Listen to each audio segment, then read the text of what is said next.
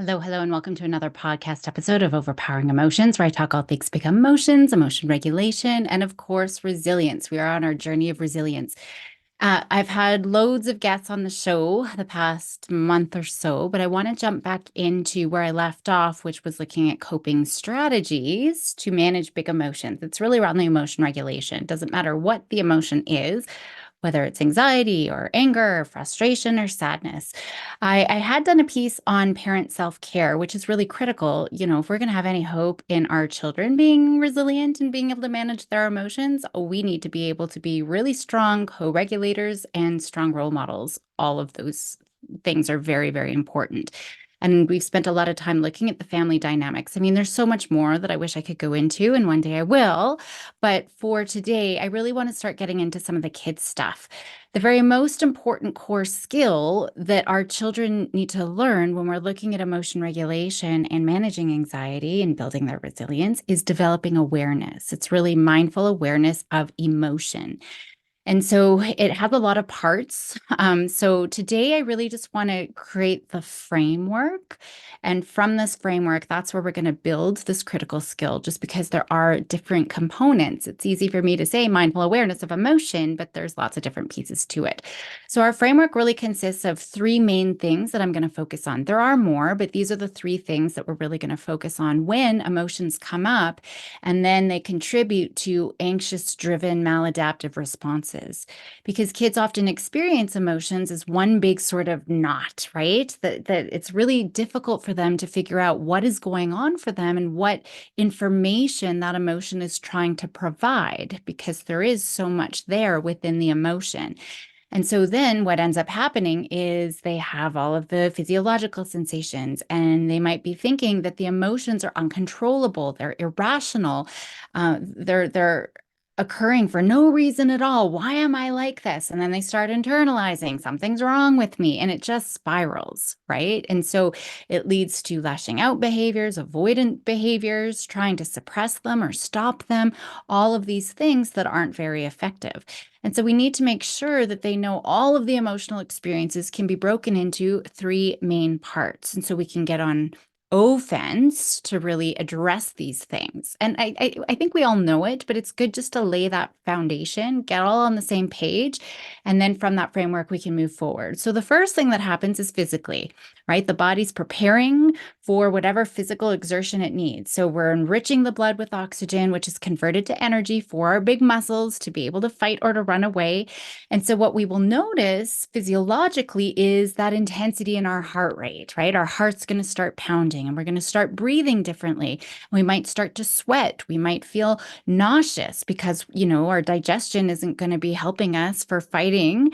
And so all of those resources are going to be diverted away from the digestive system to other parts of the body to prepare for whatever the challenge is that's coming up, whatever the threat is. So what we feel in the body is the most powerful, and it's usually the first to show up, and it helps us prepare for whatever is coming, right? To react to whatever the situation is. And so anxiety and all the other emotions, they're really felt in the body. They're really physiological. And a lot of kids don't notice it as nervousness, for example, or anger. I mean, they might feel the anger, but it's usually not the first thing that they feel is, well, nervousness and fear are usually underlying everything.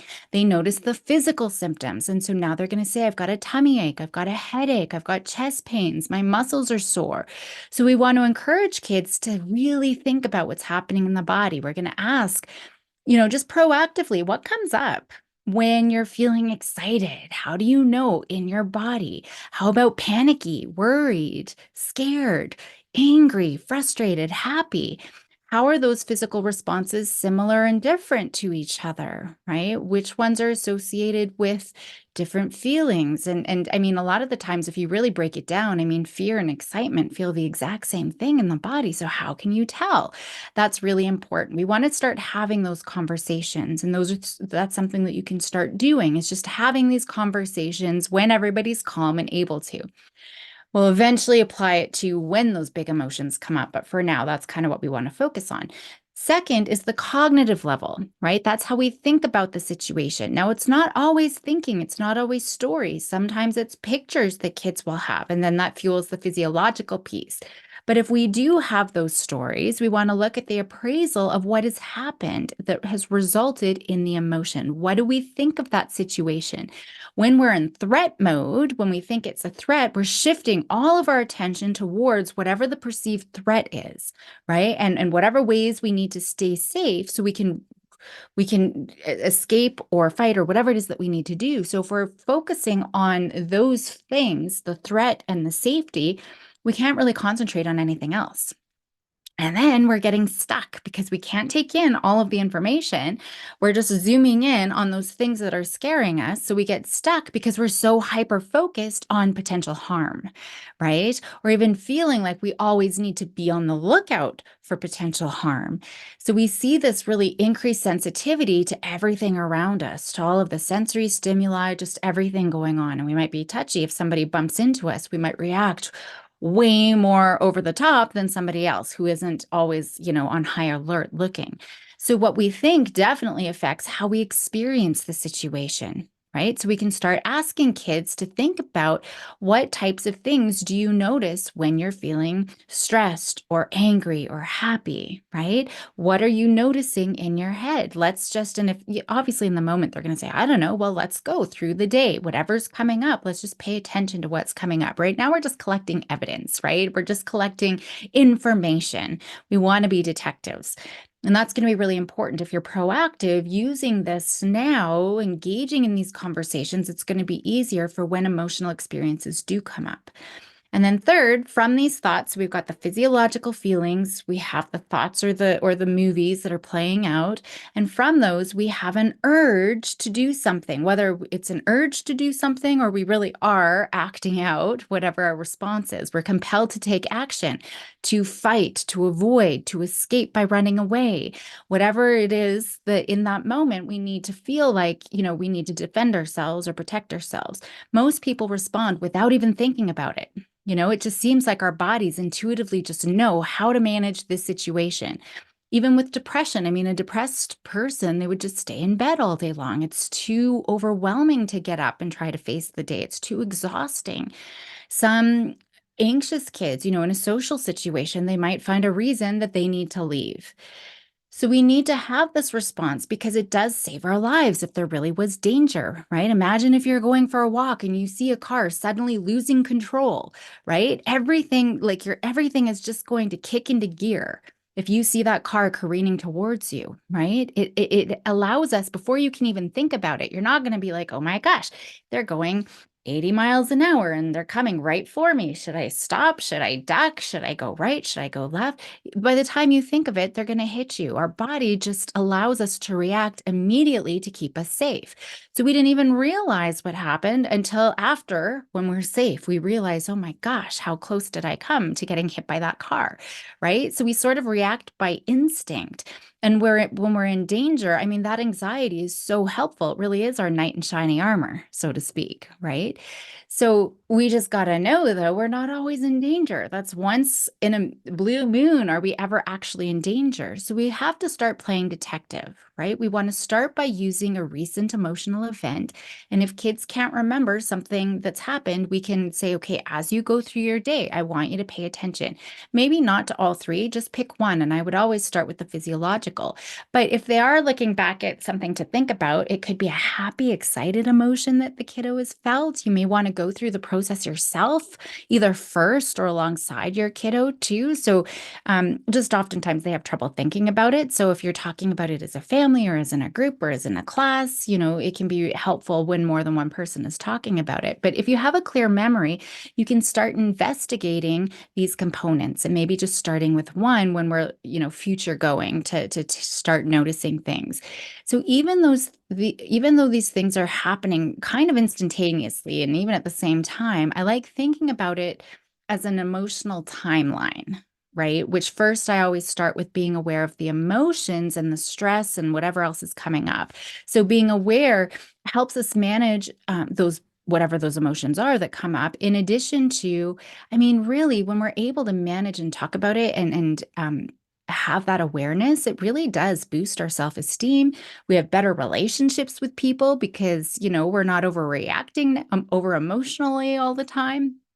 So it really starts, if we can, with some event, and then we're aware of what was coming up and how did we interpret that situation? How did we react, right? If we're in that situation again with our full brain online working, how would we react differently? And then, or, like I said, going into the future. And we'll be getting into each of these because we do need to raise awareness to each of these pieces, and each of those are specific skills. So that one overarching skill of, awareness of our emotions are going to break into these sub skills of awareness of each of those pieces. But when we're looking at the first stage of the timeline, it's really to raise our awareness and acceptance of those physiological feelings that we experience. Right. And that's going to be really important. And then we look at the interpretations of the situation and of those feelings, and then looking at our awareness and modification of our behavioral reaction. So, when we're looking at all of this, mindfulness is so essential to build that awareness with what's happening in the body, how that relates to, our thoughts and our behaviors and our interactions with others around us, in the world around us. So, that's really important. So, I will be talking about mindfulness, but this is, kind of a short episode. So I thought I would throw it in here when we start thinking about what the purpose of mindfulness is. I pose this question to other experts all the time whenever I do a training. I'm like, what's the purpose of mindfulness? And I would say almost all of them miss the most important reason why we need to remain mindful. So I want you to take a guess. Truly, I want you to think about, why is it that we need to focus on mindfulness? What do you think the purpose is? Because that's important. If you don't really understand that, I find people don't do the work because they think, they just roll their eyes and they think it's cheesy and they don't really understand what the work is. And it's okay if you're wrong. I mean, no one's here to judge you, but if you are wrong, you're going to learn something new. And if you're right, then you get the satisfaction of, yes, I knew it. I've been listening to Caroline because I've talked about it before. So write it down even. Why is mindfulness important? If you need to pause, pause. Now, I will tell you, just to start, that mindfulness, it's not about trying to focus on breathing. It's not trying to focus on relaxing, because that's another trap that we fall into when we're trying to control the outcome. It's not about trying to control the outcome, like getting rid of these anxious feelings and getting myself relaxed. Okay. If we're focusing on making relaxation the outcome, that's just going to worsen our anxiety. And so we really want to avoid escalating things. We want to avoid doing things worse. So we're not trying to change the emotional experience at all. We're not trying to control the emotional experience, the thoughts or the feelings, or push them away or ignore them or fight them. We're not trying to do any of those things. Worry likes to keep us stuck and ruminating, ruminating, ruminating. And so anything that we do to try to fight them, it's just going to stick to us more. It's just like when you're in a power struggle with somebody, right? The more you're contributing, it's just escalating. So it's also like falling in quicksand. The more you fight, the more you're just going to sink. And when you get stuck, we're missing out. And this is really important. When we're stuck in that big knot of emotion and we're just ruminating, ruminating, we're going to miss out on very important, valuable information from the world around us. We're going to stay hyper-focused into those points of threat, and we're going to see everything and experience everything, even the sounds around us, as threat. And so we keep in this anxiety or emotion-ridden loop going over and over and over. And when we're stuck in this loop, we're missing out on all this valuable and it's corrective information, right? Corrective information to show us that we're safe. And so we need to be mindful to stay here in the present moment so that we can keep our prefrontal cortex online, so we can take in the full picture. Right? We need to be able to attend to all of the information, not just the hyper-focusing things that we're threatened on, so we can learn. What do we learn? I can handle it. I'm safe. I'm not actually in danger. I can figure this out.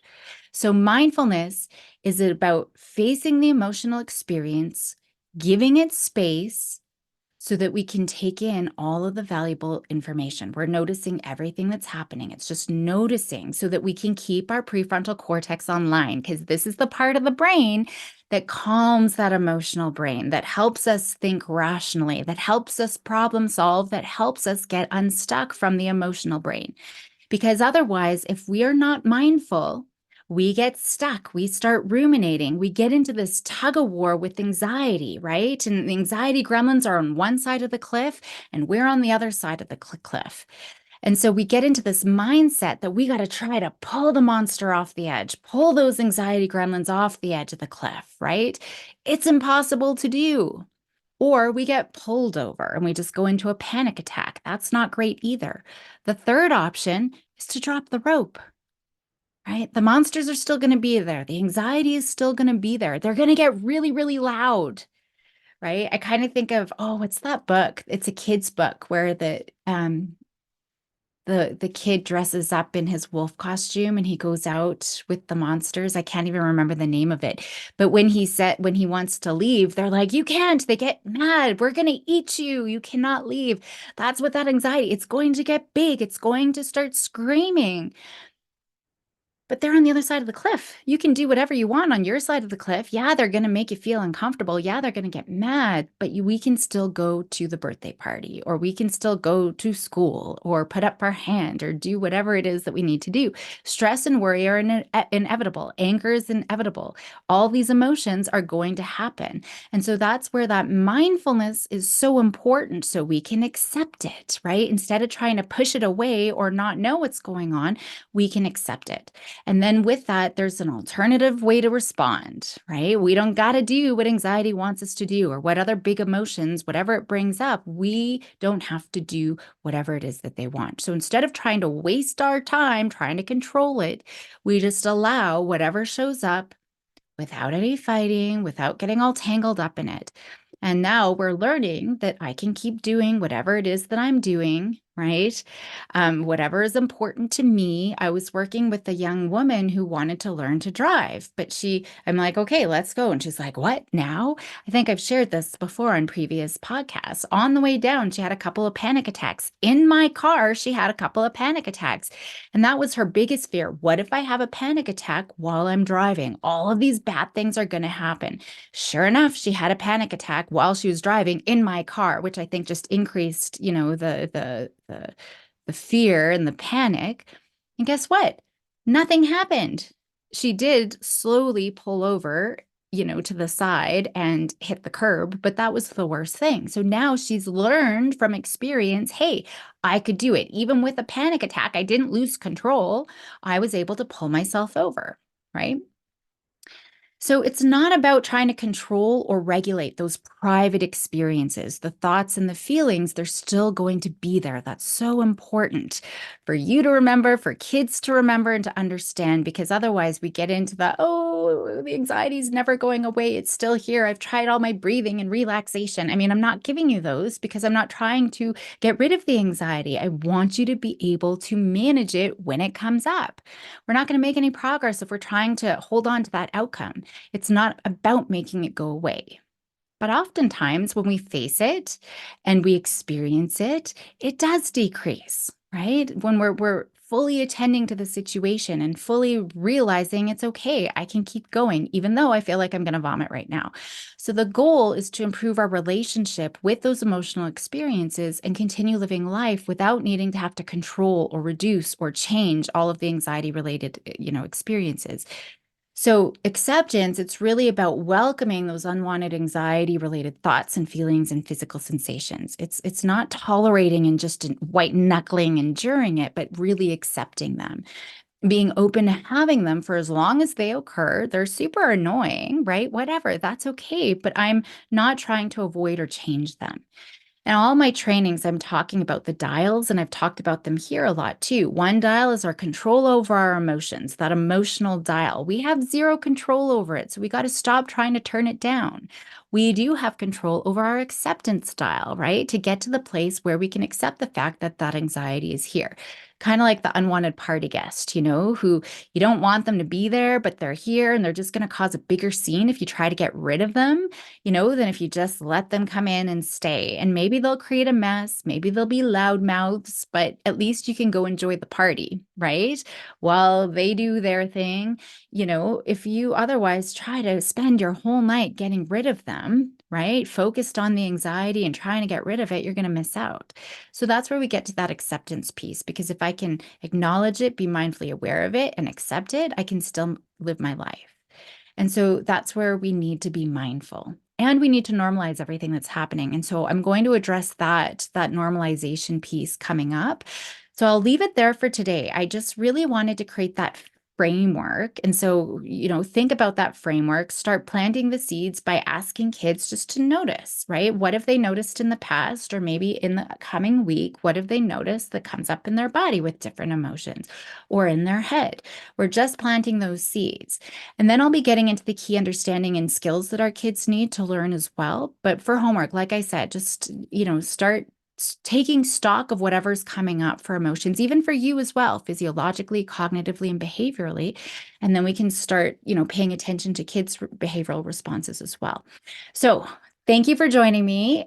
Have a lovely day. Help those kiddos be bold and courageous. And I will see you next week when we start digging a little bit more into why we have emotions, which is really important for us to be able to get to the acceptance place.